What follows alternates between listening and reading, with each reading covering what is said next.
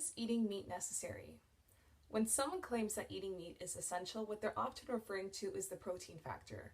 And since chicken, fish, and beef all have the amino acids that our bodies can produce, then it is often assumed that the only place that we can get those nutrients is by eating animals. But that's not true. There are so many sources of amino acids found in legumes and grains, etc., that when you eat a whole foods plant-based diet, it is quote unquote impossible to become deficient in an amino acid as long as your body is getting enough calories. So this is just an example that Dr. Neal Barnard laid out. It shouldn't be done, but he said that if you eat, for example, broccoli all day, in the end, you get 147 grams of pure protein.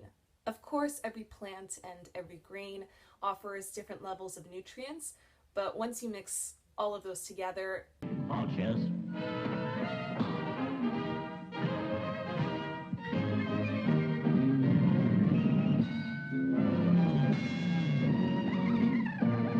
then there's this common misconception that we can only get calcium from drinking cow's milk.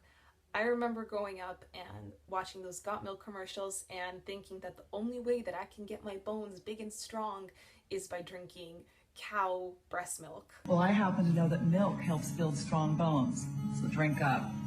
Well, Mr. Miller told me he never drinks milk. Look at him. Oh, that's not good. Calcium is a mineral that is found in soil, and cows get calcium by eating leafy greens, for example, grass. Calcium-rich foods are like broccoli, spinach, kale. All of these are so rich in calcium that we honestly do not need to be drinking the milk of another species. Now lastly, what about vitamin B12? Where does it come from and why do we need it? Vitamin B12 doesn't come from an animal or a plant, it comes from bacteria. And although us humans, even cows, we produce vitamin B12 in our gut, it's often not enough. So because of that, we have to take supplements or eat foods that are rich in vitamin B12. It is very important for red blood cell production and metabolism. And so because of this, modern day farm animals receive vitamin B12 supplements in their feed.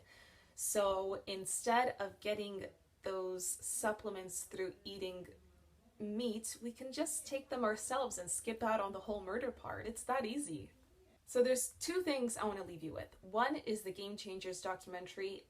I highly suggest it to anybody who is really big into nutrition and sport. It pretty much highlights on some of the greatest athletes that are excelling on a plant-based diet. Novak Djokovic, Nate Diaz, Venus Williams, all on the top of their game just by eating plants. And number two, if you're curious about exploring this topic a little bit more, then I would definitely suggest reading the China Study, which is the most comprehensive study ever conducted examining the relationship between health and nutrition. They found that the optimal amount of animal products needed in our diet is 0. The studies don't lie. We need to start changing our diet, not just for the animals, but for our health, for our planet, and for the sake of our future.